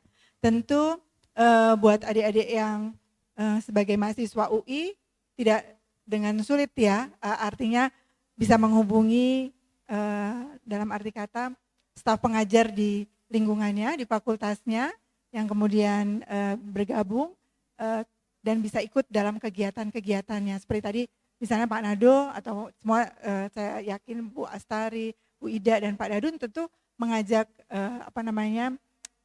murid-muridnya ya, mahasiswanya untuk ikut bergabung kalau kita mau melakukan kegiatan ke masyarakat gitu ya. Dan beberapa tadi kita kegiatannya tidak hanya di Sitanala karena itu memang daerah binaan kita, tetapi kita juga melakukan ke daerah endemis Indonesia. Ya tentu biaya itu tidak murah ya. Kita kadang-kadang oke, karena kalau data Pengmas aja kita nggak mungkin Iya, cukup betul. gitu ya, karena untuk pergi ke daerah timur mungkin ongkos transportasinya aja mahal gitu ya. Mungkin dari kami Kata Mataku bisa membantu misalnya makanan atau misalnya hotelnya, tempat tinggal lah gitu ya. Tetapi untuk transportasi pesawatnya kalau mau urun rembuk sendiri silahkan, karena kami biasanya juga mencari sponsor-sponsor, tapi tentu sponsor-sponsor tadi juga masih terbatas ya. Jadi sedangkan kita kadang-kadang kalau mau pergi tuh udah, oh ya bulan depan atau 2 bulan lagi kita berangkat. Nah itu kan waktu yang tidak lama yang kita harus Betul. persiapkan, sehingga pendanaan itu memang kita cari swadaya sendiri ya, dengan rekanan-rekanan kita yang juga peduli terhadap kita. Tapi tentu ada keterbatasan kalau memang ingin ikut yang pergi jauh. Tapi saya rasa kami selalu welcome gitu ya. Siapapun gitu ya yang ingin bergabung dengan kami akan ajak gitu ya. Baik ya. Terima kasih Dokter Ira. Jadi barusan saya cek nih Dokter Kevin, jadi katamataku.id ya Dok ya. Jadi bisa bergabung nanti situ bertanya-tanya. Boleh saya Iya nambah, silakan Ibu? Pak Dudun. Ibu ini bertanya kenapa sih kita nggak edukasi di TV nasional gitu. Ini emang agak sulit Bu, karena TV-nya sekarang banyak. Iya, TVRI ya. Tapi memang, tapi kan itu memang jangkauannya tidak semudah kayak zaman dulu kita satu TVRI semua TV-nya dapat gitu. Tapi memang sekarang lebih tersegmentasi pemeriksanya di desa dan di kota, apalagi sekarang sudah TV digital. Ini memang punya tantangan sendiri untuk melakukan edukasi. Mungkin orang komunikasi ini lebih tahu nih bagaimana melakukan edukasi yang lebih terarah. Betul. Ya. Mungkin sebenarnya mau melanjutkan pertanyaan Bu Upi tadi, yang pertama edukasi yang baik. Saya ingin ke Pak Naldo sebetulnya bagaimana untuk memberikan mungkin sedikit ya ini iklan layanan masyarakat jatuhnya ya. Kira-kira gimana, mungkin ada Ya. saran? Tadi ada beberapa kata kunci yang disebutkan sama Pak Dadun ya. Pertama memang ini sudah lama. Yang pertama sehingga memunculkan stigma, dan yang kedua awareness tentang kusta itu sendiri. Sehingga kami membuat strategi komunikasi itu seperti kalau ke apa namanya, kalau jualan tuh kayak hard sales gitu ya, kayak bahwa kusta ini tidak menular, kusta ini bukan penyakit apa, Keturunan. kutukan, kita ngomong begitu dan sebagainya.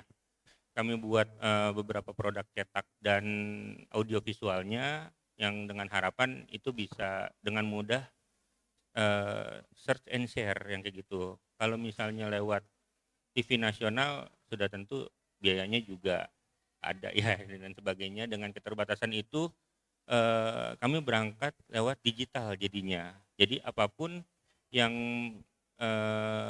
memerlukan informasi tentang kusta kita bisa merefer ke Kata Mataku itu begitu. Cuman ya karena Indonesia itu luas ya, bahkan dari Kata Mataku itu sendiri kalau misalnya kita lihat di Instagramnya sendiri, audiensnya itu bukan hanya di Jabodetabek walaupun fokusnya di Sitanala pada awalnya, di Indonesia Timur juga banyak yang datang ke situ gitu. Nah itu juga yang perlu pemetaan lebih lanjut sih Bu, gitu sih. Ya, Jadi memang sekarang kita masih berangkat di digital dulu. baik. Jadi oh ya, jadi ada efek ininya ya.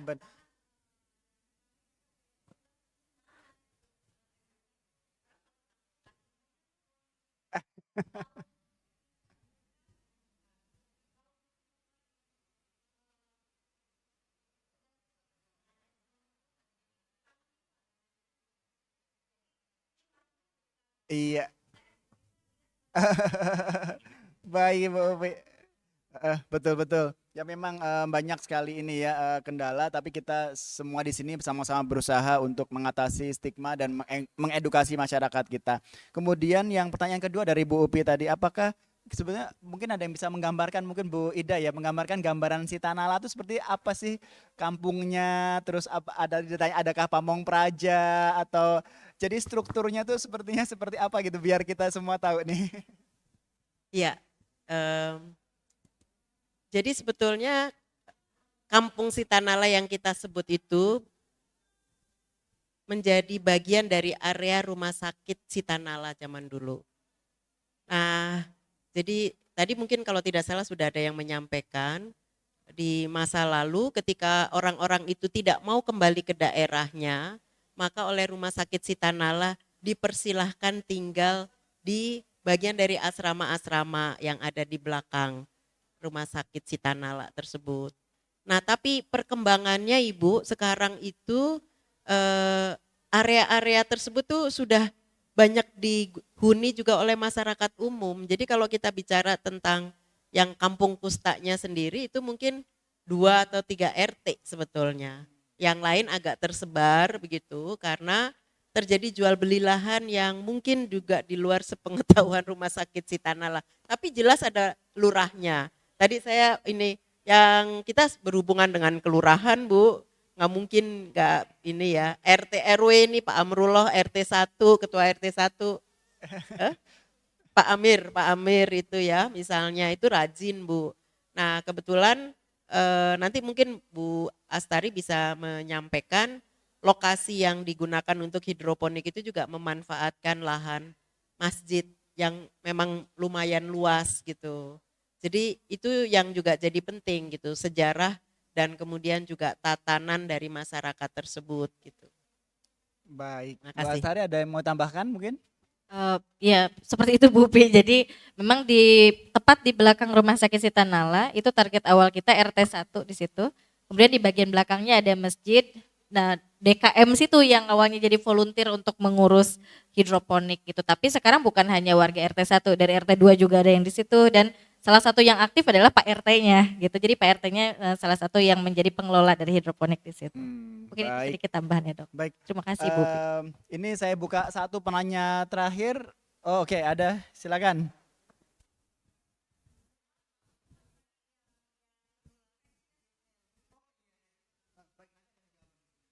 Selamat sore dokter sekalian, terima kasih atas paparannya yang sangat baik sekali. Saya Daniel, residen bedah dari FKUI.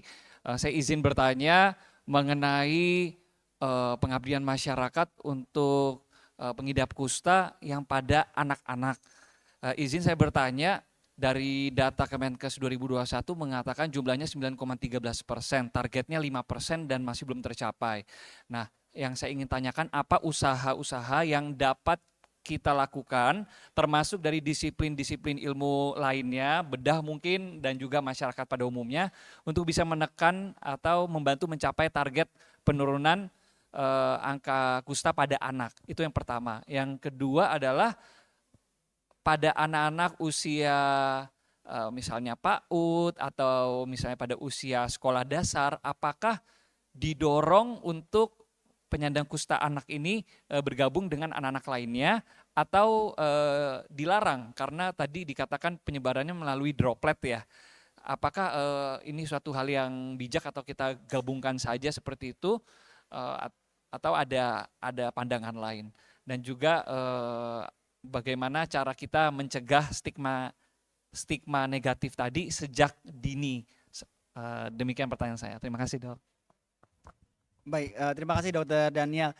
Menyambung pertanyaannya Bu Upi tadi ya sebetulnya yang penularan. Bagaimana Dokter Ira mungkin bisa dijelaskan sebetulnya penularannya seperti apa dan bagaimana sih di anak itu sendiri penerapannya? Silakan. Ya, terima kasih Bu Upi dan terima kasih ya pertanyaannya. Dari memang tadi dikatakan bukan kontak langsung, kalau kontak hanya kontak langsung ya, tetapi dari inhalasi dan droplet tadi. Namun tadi dikatakan saya bilang dia penyakit kusta, infeksi dan menular. Tapi perlu digarisbawahi menular itu tidak mudah gitu ya. Jadi artinya tadi kita kontak sekali, 2 kali terus kemudian kita akan tertular. Dia harus kontak erat dan lama. Jadi dia harus satu rumah mungkin ya, atau dia satu tempat pekerjaan gitu ya, yang memang dia setiap hari ketemu terus ya dengan orang tersebut. Tadi kan kalau melalui droplet ataupun inhalasi tadi, tapi harus continue gitu ya, bukan yang tadi saya katakan, misalnya kita sekarang ngobatin nih, tadi saya bilang apa sih, takut nggak sih ketemu gitu ya, karena kan nggak mudah ya, begitu ketemu terus langsung terkena. Mungkin kalau kita imunitasnya jelek dan sebagainya, kita mempunyai genetik tertentu yang memang lemah terhadap kusta, mungkin kita akan mudah. Memang kalau genetik kita nggak tahu ya, tapi kita lihat bahwa memang saudara-saudara kita yang di daerah Indonesia Timur itu lebih mudah. Tapi bukan berarti di Jakarta sendiri nggak ada ya. Saya sendiri di Rumah Sakit Cipto, kalau teman-teman saya di bagian kulit itu masih menemukan kasus baru di Rumah Sakit Cipto itu 250 orang kasus baru yang Dan di Jakarta. di Jakarta yang tersebar di sekitar RSCM tentu, walaupun Bekasi, Jakarta Timur mungkin yang dari yang lebih banyak ya dari wilayah Jakarta. Nah tadi kalau mengenai penyakit tadi banyak pada anak, Indonesia masih menduduki misalnya 9% ya, tadi dikatakan kalau bisa turun dari 5%. Kenapa tadi anak-anak mudah tertular ya? Itu artinya ada orang dewasa yang di sekitar mereka yang belum diobati. Jadi itu yang sumber penularannya, karena anak-anak itu tidak semata-mata dia kontaknya paling dengan orang-orang rumahnya ya. Jadi artinya ada orang-orang tetangga, dan kita tanya pada waktu kita ke NTT waktu itu di Lembata, kita ada kurang lebih 11 orang pasien anak ya. Kita tanya siapa sumbernya, atau misalnya siapa sih yang sakit, itu rata-rata kalau nggak kakeknya, kebetulan dia tinggal memang tidak sama orang tuanya, tinggalnya sama kakeknya, jadi kakeknya menderita gitu ya. Terus kemudian ada tetangganya, jadi tadi saya bilang kalau ada orang yang sakit 25 orang di sekitarnya harusnya terdeteksi gitu ya, dideteksi gitu ya, artinya mereka menderita atau tidak. Jadi tadi kembali lagi kalau kita menemukan pasien kusta anak, berarti angkanya itu tinggi oleh karena ada orang dewasa di sekeliling mereka yang tidak berobat. Nah itu yang perlu kita putus rantainya. Karena anak-anak itu tidak akan tertular kalau nggak ada yang kontak. Kontak tadi kembali lagi kontak erat dan lama gitu ya. Kalau kontaknya cuma sekali-sekali, ibaratnya dokter aja mungkin mengobati pasien kusta ya, Nggak banyak. kena ya. Dia juga nggak kena gitu ya. Atau ada yang serumah, dia serumah 5 orang, mungkin yang kena cuma 1 orang. Yang 4 nggak kena gitu ya. Karena tadi ada faktor-faktor yang lain yang di dalamnya. Jadi tidak mudah menular, tapi tidak mudah. Nah itu yang perlu kuncinya mesti di-announce ya, atau disampaikan ke semua orang. Justru mereka menemukan, harus membawa ke orang tersebut ke fasilitas kesehatan. Tadi katakanlah kalau dia terkena, apakah dia mesti diisolasi, ya kan? Kita nggak mau stigma tadi ya. Kalau masih diisolasi pasti ada stigma kan, bahwa tadi kuman tadi bisa kita deteksi dan angka infeksiusnya di mana, itu kan bisa dengan korokan. Itu adalah perlapang pandang penglihatan berapa jumlah kumannya. Betul. Ya. Itu bisa kita lihat. Artinya tadi saya bilang kalau udah minum 1 kali itu jauh menurun. Tapi kan minum nggak sekali dong. Tiap hari dia minum dalam kurun waktu misalnya 1 bulan. Pertama itu dia harus minum. Ada obat yang diminum misalnya karena ada beberapa obat untuk kusta tadi. Pemakaiannya tentu berbeda-beda. Ada yang tiap hari dan ada yang per minggu atau per bulan. Ya. Jadi obat tadi tergantung dari jenis obat yang itu, cara minumnya tentu berbeda. Dan itu tadi yang kita minta pengertian bahwa pasien tadi harus dikontrol kan. Jadi artinya kita bisa mendeteksi jumlah kumannya. Kalau dia sudah tidak infeksius, saya rasa dia bebas. Kita bawa tenaga kesehatan, kami misalnya Anda sebagai tenaga kesehatan bisa mengatakan bahwa dia udah aman, nggak perlu diisolasi, dia bisa bermain dengan teman-temannya yang lain karena tidak tertular. Tapi orang-orang narak kontak, tadi yang dikatakan narak kontak adalah orang yang terdekat di lingkungannya, kita beritahu dan kita berikan obat profilaksis yang diminum hanya 1 kali untuk orang-orang di sekitarnya. Betul. Itu akan memprotek dirinya terhadap infeksi tadi, penularan. Jadi itu yang mungkin yang kita bisa lakukan sebagai tenaga kesehatan juga, adik-adik tentu sebagai OAS atau sebagai PPDS ya, mengetahui penyakit kusta gitu ya. Tapi itu tadi preventionnya dan kapan dia aman untuk dikatakan boleh bergabung dengan teman-teman yang lain, bukan berarti tadi minum obatnya kan 9 bulan, bukan berarti 9 bulan dia diisolasi gitu ya. dia bisa bisa berlakukan karena nanti dengan kerokan tadi kita bisa mendeteksi apakah dia masih infeksius dan begitu menularnya sehingga menularkan dengan orang lain gitu ya. Baik. Terima kasih. Terima kasih Dokter Iras atas pencerahannya. Jadi penularannya tidak mudah ya Ibu Upi ya, dan semuanya di sini harus membutuhkan kontak erat dan lama. Bukan erat itu bukan dipeluk lama gitu, bukan ya. Jadi memang biasanya tinggal serumah dan yang lainnya. Dan itu semua ada beberapa faktor, terutama untuk faktor imunitas kita. Wah, tepuk tangan kita untuk kita semua. Ya, bagi kita di penghujung acara, ini masih ada satu ini door prize ya Dokter Ira. Saya minta Dokter Ira memilih dari 5 tadi penanya tadi, kira-kira siapa nih yang mau dapat door prize? Silakan Dok. Wah ini berat bener nih, kalau disuruh milih berat nih, mestinya ada kocokan ya, jadi nggak jadi beban gitu ya dari saya. Ya, kalau soalnya dari pertanyaan-pertanyaannya saya rasa cukup baik ya, sangat baik malah saya rasa, bukannya satu dan lain hal apa namanya kami mengatakan bahwa yang ini tidak baik ya, tidak ada, dan ini bukan juga KKN kalau memang tadi diminta saya suruh memilih gitu ya, ini kebenaran mungkin dari Ibu. Rundingan dulu, rundingan. Oh ya.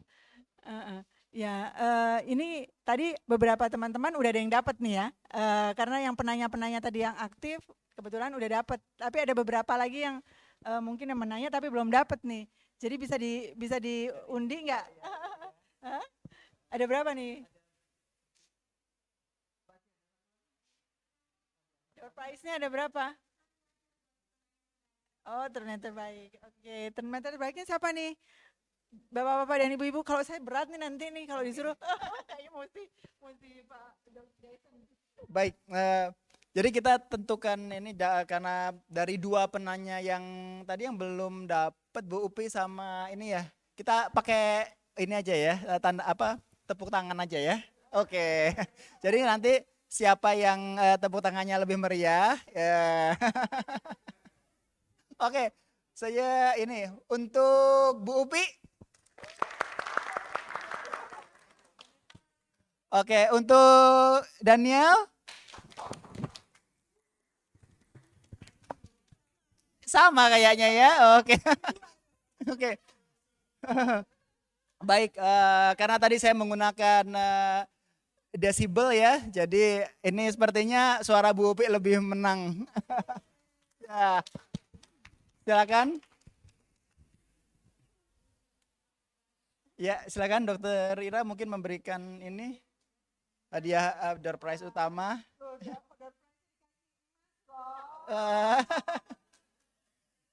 Mungkin boleh foto dulu Dok. Ya, hadap sana mungkin.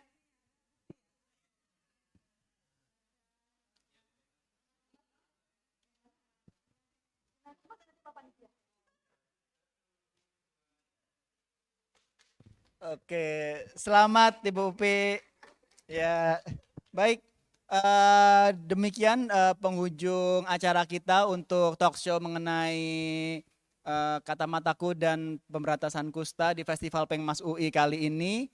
Saya minta mungkin ya 1 kalimat atau ini take home message atau ini dari masing-masing narasumber. Silakan dari Pak Naldo ke sini. Untuk ya pesan-pesan mungkin.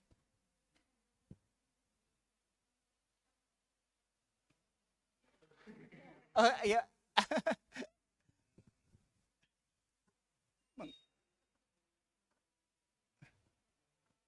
Atau Pak Dadun aja boleh silakan. Oke, buat saya itu pesannya kusta itu bisa disembuhkan.